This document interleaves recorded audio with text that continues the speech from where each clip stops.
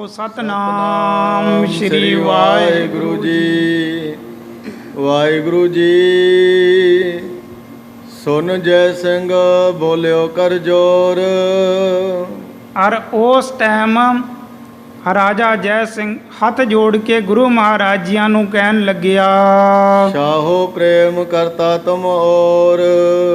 ਬੇਨਤੀ ਕੀਤੀ ਰਾਜਾ ਜੈ ਸਿੰਘ ਨੇ ਧੰਨ ਗੁਰੂ ਹਰਕ੍ਰਿਸ਼ਨ ਸਾਹਿਬ ਜੀ ਮਹਾਰਾਜ ਜੀਆਂ ਦੇ ਚਰਨਾਂ ਦੇ ਵਿੱਚ ਕਿ ਸੱਚੇ ਬਾਦਸ਼ਾਹ ਔਰੰਗਜ਼ੇਬ ਆਪ ਜੀਆਂ ਦੇ ਨਾਲ ਹਿਰਦੇ ਦੇ ਵਿੱਚੋਂ ਬੜਾ ਪ੍ਰੇਮ ਪਿਆਰ ਰੱਖਦਾ ਹੈ। ਪ੍ਰਥਮ ਲਾਲਸਾ ਮੇਲ ਕਰਨ ਕੀ। ਬਹੁਤ ਸਮੇਂ ਦੀ ਬਾਦਸ਼ਾਹ ਦੀ ਲਾਲਸਾ ਹੈ, ਇੱਛਾ ਹੈ ਕਿ ਆਪ ਜੀਆਂ ਦਾ ਦਰਸ਼ਨ ਕੀਤਾ ਜਾਵੇ।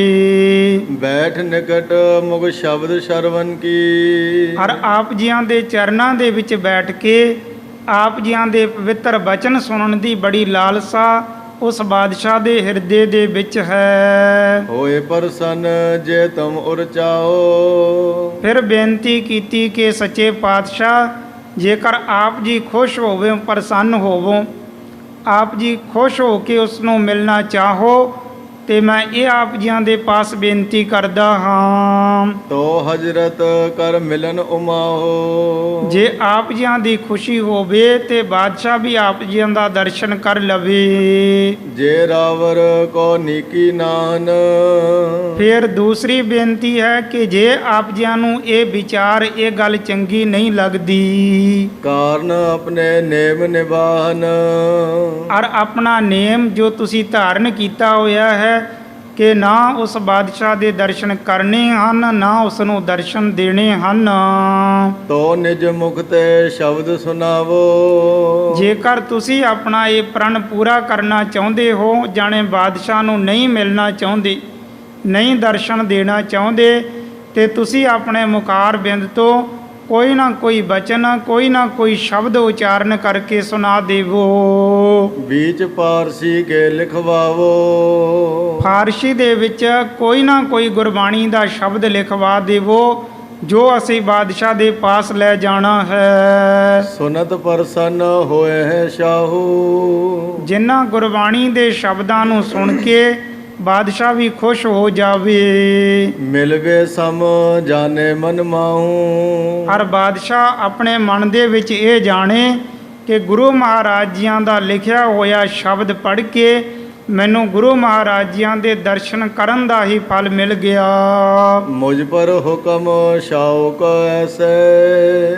ਬੇਨਤੀ ਕੀਤੀ ਕਿ ਸੱਚੇ ਪਾਤਸ਼ਾਹ ਮੈਨੂੰ ਤੇ ਬਾਦਸ਼ਾਹ ਦਾ ਇਹੀ ਹੁਕਮ ਸੀ ਕਿ ਤੂੰ ਗੁਰੂ ਮਹਾਰਾਜ ਜੀਆਂ ਦੇ ਪਾਸ ਜਾ ਕੇ ਮੇਰੇ ਵੱਲੋਂ ਬੇਨਤੀ ਕਰੀ। ਜੇ ਦਰਸ਼ਨ ਦੇਣੇ ਮੰਨ ਜਾਣ ਤੇ ਠੀਕ ਹੈ, ਬਹੁਤ ਅੱਛੀ ਬਾਤ ਹੈ। ਜੇਕਰ ਨਾ ਮੰਨਣ ਤੇ ਗੁਰੂ ਮਹਾਰਾਜ ਜੀਆਂ ਤੋਂ ਗੁਰਬਾਣੀ ਦਾ ਸ਼ਬਦ ਲਿਖਵਾ ਕੇ ਮੇਰੇ ਪਾਸ ਲੈ ਆਵੀ। ਸਹਿਤ ਪ੍ਰਸੰਨਤਾ ਮਿਲ ਹੈ ਜੈਸੇ। ਜਿਸ ਤਰ੍ਹਾਂ ਆਪ ਜੀ ਖੁਸ਼ ਹੋ ਕੇ ਉਸ ਬਾਦਸ਼ਾਹ ਨੂੰ ਮਿਲਣਾ ਚਾਹੋ। ਤੁਮਰੀ ਮਰਜ਼ੀ ਵਰਤੀ ਜਾਏ। ਔਰ ਆਪ ਜੀਆਂ ਦੀ ਮਰਜ਼ੀ ਦੇ ਅਨੁਸਾਰ ਹੀ ਚੱਲਿਆ ਜਾਵੇਗਾ ਕਿ ਜਿਸ ਤਰ੍ਹਾਂ ਆਪ ਜੀਆਂ ਦੀ ਰਜ਼ਾ ਹੋਵੇਗੀ ਉਸ ਬਾਦਸ਼ਾਹ ਨੂੰ ਮਿਲਣਾ ਜਾਂ ਨਾ ਮਿਲਣਾ। ਜਿਮ ਉਰ ਮੈਂ ਤੁਮ ਕਹੋ ਸੁਨਾਏ। ਜਿਸ ਤਰ੍ਹਾਂ ਆਪ ਜੀਆਂ ਦੇ ਹਿਰਦੇ ਦੇ ਵਿੱਚ ਹੈ ਨਾ, ਉਸੇ ਤਰ੍ਹਾਂ ਦੇ ਬਚਨ ਆਪ ਜੀ ਸਾਨੂੰ ਦੱਸਣਾ ਕਰੋ। ਸੁਨ ਜੈ ਸਿੰਘ ਤੇ ਸਵਨ ਬਖਾਨੋ। ਜੈ ਸਿੰਘ ਰਾਜਾ ਨੇ ਜਦ ਬੇਨਤੀ ਕੀਤੀ ਤੇ ਹੋਰ ਜਿਹੜੇ ਇਸ ਦੇ ਨਾਲ ਆਏ ਸਨ ਬਾਦਸ਼ਾਹ ਦੇ ਅਮੀਰ, ਵਜ਼ੀਰ, ਅਹਿਲਕਾਰ, ਉਹ ਵੀ ਸਾਰੇ ਇੱਕਦਮ ਹੱਥ ਜੋੜ ਕੇ ਬੇਨਤੀ ਕਰਨ ਲੱਗੇ। ਔਰ ਇਸੇ ਤਰ੍ਹਾਂ ਹੀ ਉਹ ਸਭ ਇਕੱਠੇ ਹੋ ਕੇ ਕਹਿਣ ਲੱਗੇ, ਜਥਾ ਜੋਗ ਇਮ ਮਤੋ ਸੋ ਮਾਨਿਓ। ਕਿ ਸੱਚੇ ਪਾਤਸ਼ਾਹ ਜਿਸ ਤਰ੍ਹਾਂ ਆਪ ਜੀਆਂ ਦੀ ਰਜ਼ਾ ਹੋਵੇਗੀ ਉਸੇ ਤਰ੍ਹਾਂ ਅਸੀਂ ਸਿਰ ਮੱਥੇ ਮੰਨਾਂਗੇ। ਸਹਿਤ ਸਜਾਦੇ ਸਭ ਕੇ ਲੀਨਸ।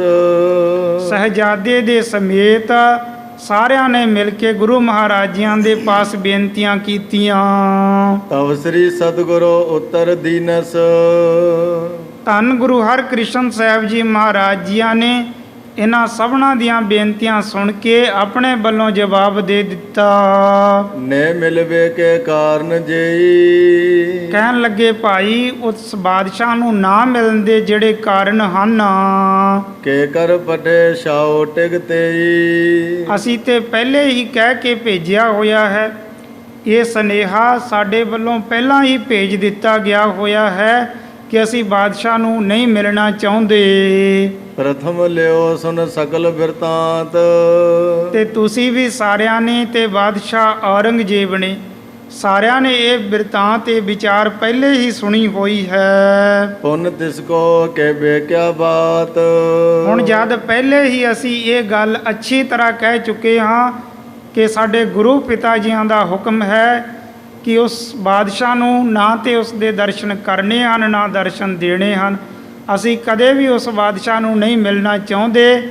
ਜਦ ਪਹਿਲੇ ਹੀ ਅਸੀਂ ਇਹ ਚੰਗੀ ਤਰ੍ਹਾਂ ਦੱਸਿਆ ਹੋਇਆ ਤੇ ਬਾਰ-ਬਾਰ ਇਹ ਗੱਲਾਂ ਕਹਿਣ ਦਾ ਕੀ ਫਾਇਦਾ ਹੈ। ਬਿਨਾ ਮਿਲਨ ਪਾ ਕਿਤਕ ਵਿਕਾਰ ਇਸ ਤਰ੍ਹਾਂ ਦੇ ਬਾਦਸ਼ਾਹ ਨੂੰ ਨਾ ਮਿਲਣ ਦੇ ਵਿੱਚ ਵੀ ਮਿਲੇ ਤੋਂ ਬਿਨਾਂ ਹੀ ਬਹੁਤ ਸਾਰੇ ਵਿਕਾਰ ਪਾਏ ਜਾਂਦੇ ਹਨ। ਮਿਲੇ ਹੋਤ ਕਿਆ ਕਰੇ ਉਚਾਰ ਫਿਰ ਇਸ ਤਰ੍ਹਾਂ ਦੇ ਬਾਦਸ਼ਾਹ ਦੇ ਨਾਲ ਮਿਲ ਕੇ ਕੀ ਵਿਚਾਰਾਂ ਪਰਮਾਰਥ ਦੀਆਂ ਕਰਨੀਆਂ ਹਨ, ਜਿਨ੍ਹਾਂ ਨੇ ਪਹਿਲੇ ਹੀ ਬੜੇ ਉਪਦਰਵ ਕਰ ਦਿੱਤੇ ਹਨ, ਬੜੇ ਪਾਪ ਜ਼ੁਲਮ ਕੀਤੇ ਹੋਏ ਹਨ। ਔਰ ਉਸ ਤਰ੍ਹਾਂ ਦੇ ਬਾਦਸ਼ਾਹ ਨੂੰ ਜਿਸ ਦੇ ਹਿਰਦੇ ਦੇ ਵਿੱਚ ਕੋਈ ਵੀ ਗੁਰੂ ਪ੍ਰਤੀ ਭਾਵਨਾ ਸ਼ਰਧਾ ਨਾ ਹੋਵੇ, ਕੇਵਲ ਤੇ ਕੇਵਲ ਦਿਖਾਵੇ ਦੇ ਮਾਤਰ ਪਿਆਰ ਦਿਖਾਉਂਦਾ ਹੋਵੇ, ਔਰ ਕੇਵਲ ਤੇ ਕੇਵਲ ਗੁਰੂ ਘਰ ਦੇ ਵਿੱਚ ਕਰਾਮਾਤਾਂ ਨੂੰ ਹੀ ਵੱਡੀ ਚੀਜ਼ ਸਮਝਦਾ ਹੋਵੇ, ਔਰ ਕਰਾਮਾਤਾਂ ਦੇਖਣ ਤੱਕ ਹੀ ਜਿਸ ਦਾ ਸਵਾਲ ਹੋਵੇ, ਤੇ ਉਸ ਬਾਦਸ਼ਾਹ ਨੂੰ ਅਸੀਂ ਕਿਸ ਤਰ੍ਹਾਂ ਮਿਲ ਸਕਦੇ ਹਾਂ। ਇਤ ਆਦਕ ਲਗ ਪਿਤਾ ਹਮਾਰੇ ਔਰ ਸਾਡੇ ਗੁਰੂ ਪਿਤਾ ਜੀਆਂ ਨੇ ਇਹ ਸਾਰੀਆਂ ਵਿਚਾਰਾਂ ਪਹਿਲੇ ਹੀ ਅਨੁਭਵ ਕਰਦੇ ਹੋਏ ਸਾਨੂੰ ਇਹ ਬਚਨ ਕੀਤੇ ਸਨ। ਸ਼ਾਉ ਨਾ ਮਿਲੋ ਕੀਨ ਹਟਕਾਰੇ ਸਾਡੇ ਗੁਰੂ ਪਿਤਾ ਜਾਣੇ ਧੰਨ ਗੁਰੂ ਹਰਿ ਰਾਏ ਸਾਹਿਬ ਜੀ ਮਹਾਰਾਜ ਜੀਆਂ ਨੇ ਸਾਨੂੰ ਇਹ ਬਚਨ ਕੀਤੇ ਸਨ ਕਿ ਉਸ ਬਾਦਸ਼ਾਹ ਨੂੰ ਕਦੇ ਵੀ ਦਰਸ਼ਨ ਨਹੀਂ ਦੇਣੇ। ਸੋ ਕਹਿਬੋ ਹਮਰੇ ਮਨ ਨਾਲ ਔਰ ਉਹ ਸਾਡੇ ਗੁਰੂ ਪਿਤਾ ਜੀਆਂ ਦਾ ਕਿਹਾ ਹੋਇਆ ਬਚਨ ਹਰ ਟਾਈਮ ਸਾਡੇ ਮਨ ਦੇ ਨਾਲ ਹੈ, ਹਰ ਟਾਈਮ ਸਾਡੇ ਯਾਦ ਹੈ, ਅਸੀਂ ਕਦੇ ਵੀ ਵਿਸਾਰਦੇ ਨਹੀਂ ਹਾਂ। ਉਲੰਘ ਨਾ ਸਕੇ ਕਿ ਮੋ ਕਿਸ ਕਾਲ ਕਿਸੇ ਵੀ ਤਰ੍ਹਾਂ ਅਸੀਂ ਸਾਡੇ ਗੁਰੂ ਪਿਤਾ ਜੀਆਂ ਦੇ ਬਚਨਾਂ ਦੀ ਉਲੰਘਣਾ ਨਹੀਂ ਕਰ ਸਕਦੇ। ਸ਼ਾਉ ਮਹਾਮਤਵਾਨ ਸੁਜਾਨਾ ਸ਼ਾਹ ਬਾਦਸ਼ਾਹ ਭਾਵੇਂ ਬੜਾ ਬੁੱਧੀਮਾਨ ਹੈ, ਬੜਾ ਚਾਤੁਰ ਹੈ, ਅਸ ਬਿਰਤੰਤ ਸਭ ਲਖੇ ਮਹਾਨਾ ਸਾਰੇ ਤਰ੍ਹਾਂ ਦਾ ਬਿਰਤਾਂਤ ਇਹ ਉਸ ਨੂੰ ਵੀ ਪਤਾ ਹੀ ਹੈ। ਸਤਿਗੁਰ ਕਰ ਕੋ ਸ਼ਬਦ ਲਿਖੀ ਜੈ ਫਿਰ ਦੂਸਰੀ ਜੋ ਤੁਸੀਂ ਬੇਨਤੀ ਕੀਤੀ ਹੈ ਕਿ ਜੇਕਰ ਦਰਸ਼ਨ ਨਹੀਂ ਦੇਣੇ ਤੇ ਤੁਸੀਂ ਕੋਈ ਗੁਰਬਾਣੀ ਦਾ ਸ਼ਬਦ ਫਾਰਸੀ ਅੱਖਰਾਂ ਦੇ ਵਿੱਚ ਲਿਖ ਕੇ ਦੇ ਦੇਵੋ। ਪਠੋ ਵਿਚਾਰੋ ਹਿਰਦੇ ਤਰੀਜੈ ਤੇ ਸਤਿਗੁਰੂ ਕਹਿਣ ਲੱਗੇ ਕਿ ਉਹ ਸ਼ਬਦ ਗੁਰਬਾਣੀ ਦਾ ਅਸੀਂ ਤੁਹਾਨੂੰ ਜ਼ਰੂਰ ਲਿਖਵਾ ਦਿੰਦੇ ਹਾਂ, ਔਰ ਜਿਸ ਨੂੰ ਪੜ੍ਹੋ ਵਿਚਾਰ ਕਰੋ ਅਤੇ ਆਪਣੇ ਹਿਰਦੇ ਦੇ ਵਿੱਚ ਧਾਰਨ ਕਰੋ। ਚਲੋ ਪੰਥ ਤੇ ਸਭ ਸੁਖ ਪਾਵੋ ਔਰ ਜਿਸ ਪੰਥ ਤੇ ਸ਼ਬਦ ਤੋਰਦਾ ਹੈ ਨਾ ਉਸ ਰਸਤੇ ਤੇ ਚੱਲੋਗੇ, ਜਾਣੇ ਸ਼ਬਦ ਦੇ ਅਨੁਸਾਰ ਗੁਰਬਾਣੀ ਦੇ ਅਨੁਸਾਰ ਚੱਲੋਗੇ ਤੇ ਤੁਹਾਡਾ ਭਲਾ ਜ਼ਰੂਰ ਹੋ ਜਾਵੇਗਾ। ਜਨਮ ਮਰਨ ਕੋ ਕਸ਼ਟ ਮਿਟਾਵੋ ਗੁਰਬਾਣੀ ਦੇ ਸ਼ਬਦਾਂ ਦੇ ਅਨੁਸਾਰ ਚੱਲਿਆ ਜਨਮ ਮਰਨ ਆਦਿ ਦੇ ਸਾਰੇ ਕਸ਼ਟ ਦੂਰ ਹੋ ਜਾਂਦੇ ਹਨ, ਨਾਸ ਹੋ ਜਾਂਦੇ ਹਨ। ਇਮਕੇ ਸਤਿਗੁਰ ਸ਼ਬਦ ਉਚਾਰਾ ਇਸ ਤਰ੍ਹਾਂ ਬਚਨ ਕੀਤੇ ਤੇ ਧੰਨ ਗੁਰੂ ਹਰਿਕ੍ਰਿਸ਼ਨ ਸਾਹਿਬ ਜੀ ਮਹਾਰਾਜ ਜੀਆਂ ਨੇ ਆਪਣੀ ਰਸਨਾ ਤੋਂ ਧੰਨ ਗੁਰੂ ਨਾਨਕ ਦੇਵ ਜੀ ਮਹਾਰਾਜ ਜੀਆਂ ਦਾ ਉਚਾਰਨ ਕੀਤਾ ਹੋਇਆ ਸ਼ਬਦ ਉਚਾਰਨ ਕਰਕੇ ਸੁਣਾਇਆ। ਨਵੀ ਸਿੰਧ ਸੁਨ ਲਿਖਵੇ ਤਿਆਰਾ ਔਰ ਲਿਖਣ ਦੇ ਵਾਸਤੇ ਲਿਖਾਰੀ ਤਿਆਰ ਸਨ। ਗੁਰੂ ਮਹਾਰਾਜ ਜੀ ਗੁਰਬਾਣੀ ਦਾ ਸ਼ਬਦ ਉਚਾਰਨ ਕਰਦੇ ਹਨ ਅਤੇ ਲਿਖਾਰੀ ਕਾਗਜ਼ ਦੇ ਉੱਪਰ ਲਿਖਦੇ ਹਨ। ਸ੍ਰੀ ਗੁਰੂ ਨਾਨਕ ਕੇਰ ਬਨਾਇਓ ਜੋ ਸ਼ਬਦ ਧੰਨ ਗੁਰੂ ਨਾਨਕ ਦੇਵ ਜੀ ਮਹਾਰਾਜ ਜੀਆਂ ਦੀ ਰਚਨਾ ਹੈ, ਧੰਨ ਗੁਰੂ ਮਹਾਰਾਜ ਜੀਆਂ ਧੰਨ ਗੁਰੂ ਨਾਨਕ ਦੇਵ ਜੀ ਮਹਾਰਾਜ ਜੀਆਂ ਨੇ ਰਚਨਾ ਕੀਤਾ।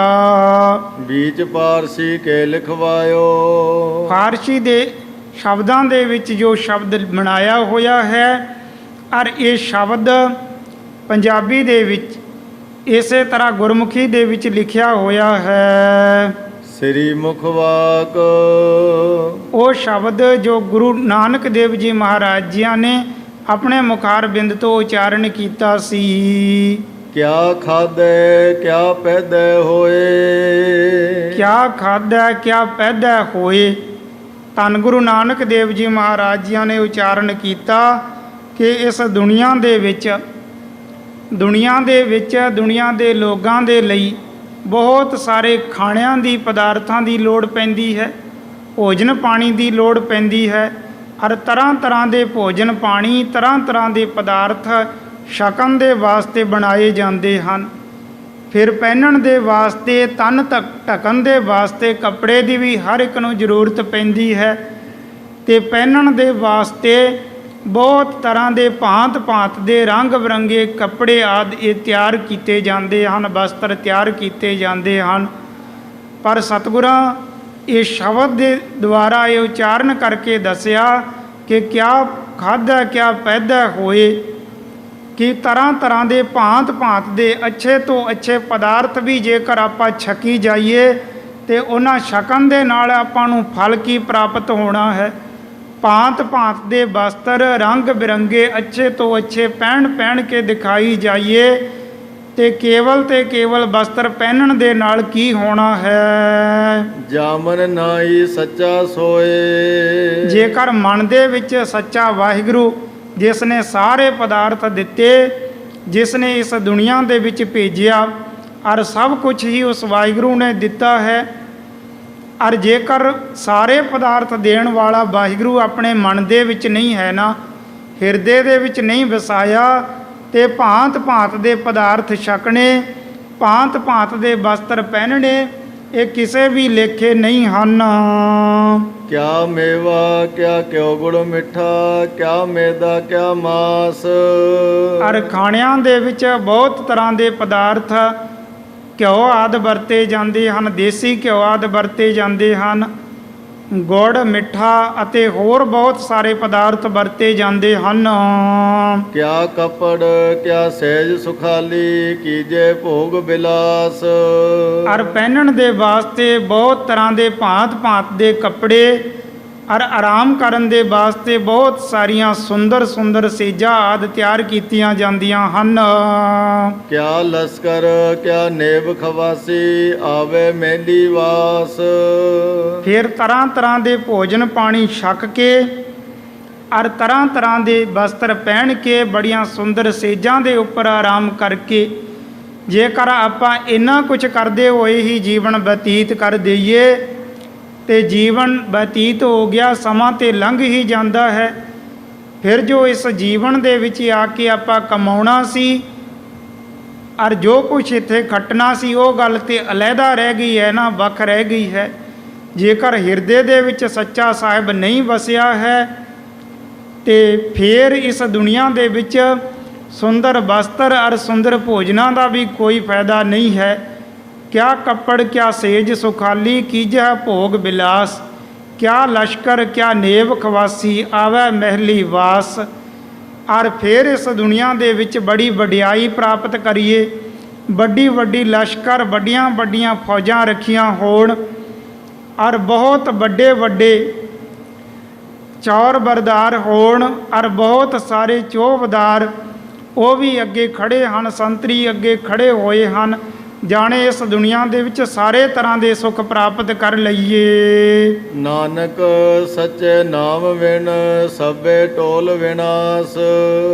ਭਾਵ ਦੁਨੀਆ ਦੇ ਸਾਰੇ ਸੁੱਖ ਮਾਣਦੇ ਹੋਏ, ਸਾਰੀਆਂ ਵਡਿਆਈਆਂ ਪ੍ਰਾਪਤ ਕਰਕੇ ਫਿਰ ਵੀ ਸੱਚੇ ਨਾਮ ਦੇ ਨਾਲ ਮਨ ਨਹੀਂ ਜੋੜਿਆ ਹੈ, ਵਾਹਿਗੁਰੂ ਦੇ ਨਾਮ ਦੇ ਨਾਲ ਮਨ ਨਹੀਂ ਜੋੜਿਆ ਹੈ, ਤੇ ਸਭ ਵਿਨਾਸ਼ੀ ਹਨ, ਫਿਲਾ ਫਿੰਨਾ ਹੀ ਹਨ।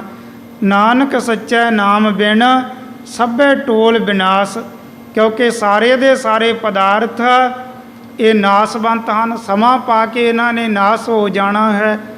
ਜਾਂ ਇਉਂ ਕਹਿ ਲਈਏ ਕਿ ਜਿੰਨਾ ਚਿਰ ਸਰੀਰ ਦੇ ਵਿੱਚ ਪ੍ਰਾਣ ਚੱਲਦੇ ਹਨ ਉਹਨਾਂ ਚਿਰ ਇਹ ਪਦਾਰਥ ਭੋਗੇ ਜਾ ਸਕਦੇ ਹਨ, ਇਹਨਾਂ ਦਾ ਸੁੱਖ ਮਾਣਿਆ ਜਾ ਸਕਦਾ ਹੈ। ਫਿਰ ਜਦ ਸਰੀਰ ਦੇ ਵਿੱਚੋਂ ਪ੍ਰਾਣ ਨਾਸ ਹੋ ਗਏ, ਪ੍ਰਾਣ ਪੰਖੇਰੂ ਉੱਡ ਗਏ, ਤੇ ਇਸ ਦੁਨੀਆ ਦੇ ਵਿੱਚ ਭਾਵੇਂ ਕਿੰਨੇ ਹੀ ਧਨ ਦੌਲਤਾਂ ਇਨਸਾਨ ਦੇ ਪਾਸ ਰੱਖੇ ਹਨ, ਕਿੰਨੇ ਹੀ ਪਦਾਰਥ ਰੱਖੇ ਹਨ, ਕਿੰਨੀਆਂ ਹੀ ਫੌਜਾਂ ਰੱਖੀਆਂ ਹੋਈਆਂ ਹਨ, ਸਾਰੇ ਦੇ ਸਾਰੇ ਇੱਥੇ ਹੀ ਰਹਿ ਜਾਂਦੇ ਹਨ। ਕਿਸੇ ਦਾ ਇੱਕ ਰੱਤੀ ਮਾਤਰ ਵੀ ਅੱਗੇ ਸਹਾਰਾ ਨਹੀਂ ਹੁੰਦਾ ਹੈ ਨਾਮ ਤੋਂ ਬਿਨਾਂ, ਕਿਉਂਕਿ ਇਸ ਦੁਨੀਆ ਤੋਂ ਸਮੇਂ ਦੇ ਅਨੁਸਾਰ ਸਭ ਨੇ ਚਲੇ ਜਾਣਾ ਹੈ। ਧੰਨ ਧੰਨ ਸੰਤ ਬਾਬਾ ਈਸਰ ਸਿੰਘ ਜੀ ਮਹਾਰਾਜ ਜੀਆਂ ਦੇ ਬਚਨ ਹਨ ਕਿ ਜਦ ਉਹ ਸਮਾਂ ਆਉਂਦਾ ਹੈ ਇਸ ਸਰੀਰ ਦਾ ਪਰਿਤਿਆਗ ਕਰਨ ਦਾ, ਤਾਂ ਉਸ ਟਾਈਮ ਵੱਡੇ ਵੱਡੇ ਰਾਜੇ ਆਪਣੇ ਰਾਜ ਭਾਗ ਛੱਡ ਜਾਂਦੇ ਹਨ। ਗਰੀਬ ਆਪਣੀ ਗਰੀਬੀ ਨੂੰ ਤਿਆਗ ਜਾਂਦਾ ਹੈ, ਗਰੀਬੀ ਨੂੰ ਛੱਡ ਜਾਂਦਾ ਹੈ। ਵੱਡੇ ਵੱਡੇ ਰਾਜੇ ਰਾਣੇ ਉਹ ਆਪਣੇ ਰਾਜ ਭਾਗਾਂ ਨੂੰ ਛੱਡ ਜਾਂਦੇ ਹਨ। ਵੱਡੇ ਵੱਡੇ ਧਨਾਢ ਉਹ ਆਪਣੇ ਧਨ ਦੀਆਂ ਥੈਲੀਆਂ, ਧਨ ਦੇ ਢੇਰ ਲੱਗੇ ਛੱਡ ਜਾਂਦੇ ਹਨ। ਤਾਂ ਵੱਡੇ ਵੱਡੇ ਬਾਦਸ਼ਾਹ ਆਪਣੀਆਂ ਬਾਦਸ਼ਾਹੀਆਂ ਛੱਡ ਜਾਂਦੇ ਹਨ। ਤੇ ਫਿਰ ਅੱਗੇ ਨਾਲ ਕੀ ਜਾਣਾ ਹੈ? ਅੱਗੇ ਨਾਲ ਤੇ ਇਸ ਦੇ ਕੀਤੇ ਕਰਮਾਂ ਦਾ ਫਲ ਹੀ ਜਾਣਾ ਹੈ। ਰਾਣਾ ਰਾਓ ਨਾ ਕੋਰ ਹੈ, ਰੰਗ ਨਾ ਤੁੰਗ ਫਕੀਰ, ਬਾਰੀ ਆਪੋ ਆਪਣੀ ਕੋਈ ਨਾ ਬੰਦਾ ਧੀਰ। ਫਰੀਦਾ ਮੌਤੈ ਦਾ ਬੰਨਾ ਏਵੈ ਦਿਸੈ, ਜਿਉਂ ਦਰਿਆਵੈ ਢਾਹਾ, ਅੱਗੇ ਦੋਜਕ ਤਪਿਆ ਸੁਣੀਐ, ਹੂਲ ਪਵੈ ਕਾ ਹਾਹਾ। ਇੱਕ ਨਾ ਨੋ ਸਭ ਸੋਝੀ ਆਈ, ਇੱਕ ਫਿਰਦੇ ਬੇਪਰਵਾਹ, ਅਮਲ ਜੇ ਕੀਤਿਆਂ ਦੁਨੀ ਵਿੱਚ, ਸੇ ਦਰਗ ਹੈ ਉਹ ਗਾਹ।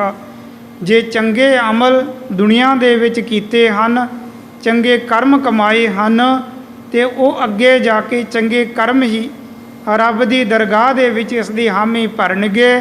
ਨਹੀਂ ਤੇ ਬਾਕੀ ਤੇ ਸਭ ਮਿੱਤਰ ਦੋਸਤ ਸਾਕ ਸੰਬੰਧੀ ਸਾਥ ਛੱਡ ਦਿੰਦੇ ਹਨ, ਇੱਥੇ ਦੇ ਇੱਥੇ ਹੀ ਰਹਿ ਜਾਂਦੇ ਹਨ।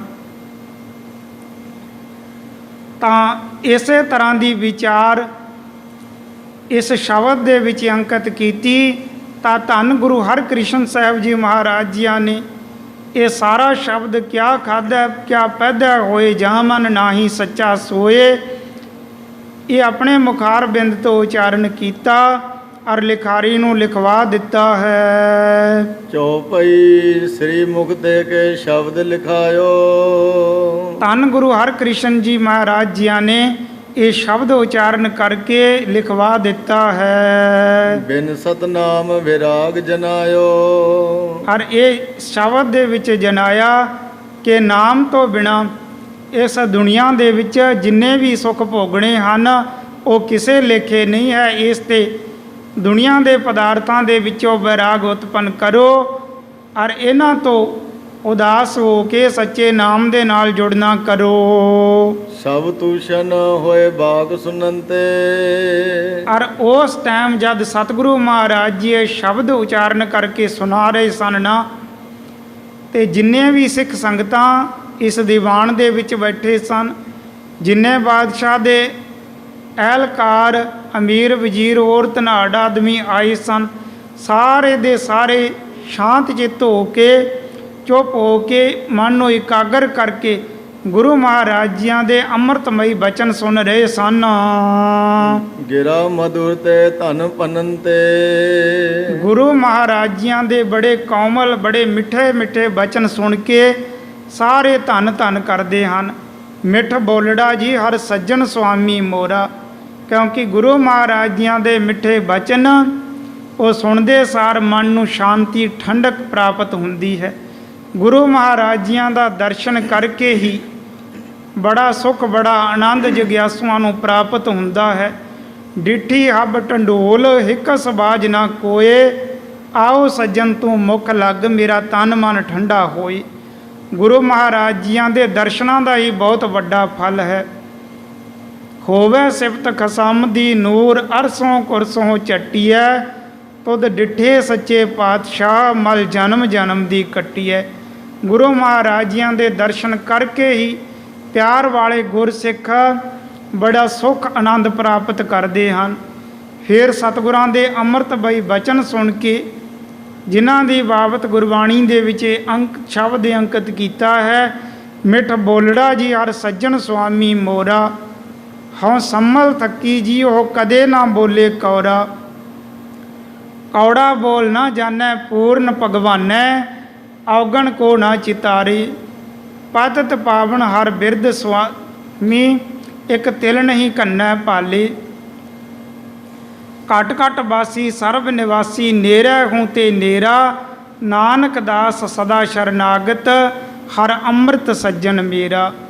ਤਾਂ ਇਸ ਤਰ੍ਹਾਂ ਦੇ ਧੰਨ ਗੁਰੂ ਹਰਕ੍ਰਿਸ਼ਨ ਸਾਹਿਬ ਜੀ ਮਹਾਰਾਜ ਜੀਆਂ ਦੇ ਬੜੇ ਕਾਮਲ ਅਰੇ ਬੜੇ ਮਿੱਠੇ ਬਚਨ ਸੁਣ ਕੇ ਸਾਰੀ ਸੰਗਤ ਧੰਨ ਧੰਨ ਕਰ ਉੱਠਦੀ ਹੈ।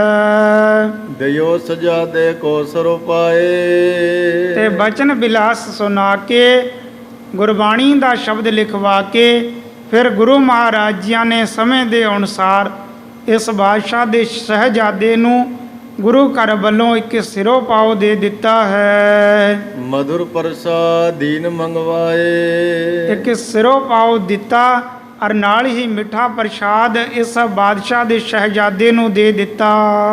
ਸਾਦਰ ਤਬ ਰੁਖਸਤ ਕੋ ਕਰੇ। ਬੜੇ ਪਿਆਰ ਸਤਿਕਾਰ ਦੇ ਨਾਲ ਧੰਨ ਗੁਰੂ ਹਰਕ੍ਰਿਸ਼ਨ ਸਾਹਿਬ ਜੀ ਮਹਾਰਾਜ ਜੀਆਂ ਨੇ ਇਸ ਬਾਦਸ਼ਾਹ ਦੇ ਸ਼ਹਿਜ਼ਾਦੇ ਨੂੰ ਰੁਖਸਤ ਕੀਤਾ, ਜਾਣੇ ਇਸ ਸਥਾਨ ਤੋਂ ਵਿਦਾ ਕੀਤਾ ਹੈ। ਨਿਕਸੇ ਉਰ ਪਰ ਸੰਤਾ ਧਰੇ। ਸਾਰੇ ਦੇ ਸਾਰੇ ਵਜ਼ੀਰ, ਅਮੀਰ, ਅਹਿਲਕਾਰ, ਸ਼ਹਿਜ਼ਾਦਾ ਇਹ ਗੁਰੂ ਮਹਾਰਾਜ ਜੀਆਂ ਤੋਂ ਵਿਦਾਇਗੀ ਲੈ ਕੇ ਇਸ ਸਥਾਨ ਤੋਂ ਬਾਹਰ ਆਏ ਔਰ ਆਪਣੇ ਹਿਰਦੇ ਦੇ ਵਿੱਚ ਬੜੇ ਪ੍ਰਸੰਨ ਖੁਸ਼ ਹਨ।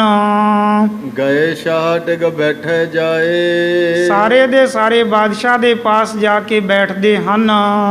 ਸਭ ਪ੍ਰਸੰਗ ਤੇ ਕਹਿਓ ਸੁਣਾਏ। ਸਾਰਾ ਪ੍ਰਸੰਗ ਸਾਰੀ ਵਾਰਤਾ ਗੁਰੂ ਮਹਾਰਾਜ ਜੀਆਂ ਦੇ ਪਾਸ ਆਉਣ ਵਾਲੀ ਇਹਨਾਂ ਨੇ ਬਾਦਸ਼ਾਹ ਔਰੰਗਜ਼ੇਬ ਨੂੰ ਸੁਣਾ ਦਿੱਤੀ। ਸ਼ਬਦ ਲਿਖਿਓ ਲੈ ਕਰ ਮੈਂ ਸ਼ਾਹੂ। ਹਰ ਜਿਹੜਾ ਸ਼ਬਦ ਗੁਰੂ ਮਹਾਰਾਜ ਜੀਆਂ ਦੇ ਪਾਸੋਂ ਉਸ ਸਥਾਨ ਤੇ ਲਿਖਵਾ ਕੇ ਲੈ ਕੇ ਆਏ ਸੀ ਉਹ ਬਾਦਸ਼ਾਹ ਦੇ ਪਾਸ ਲਿਆ ਕੇ ਦੇ ਦਿੱਤਾ।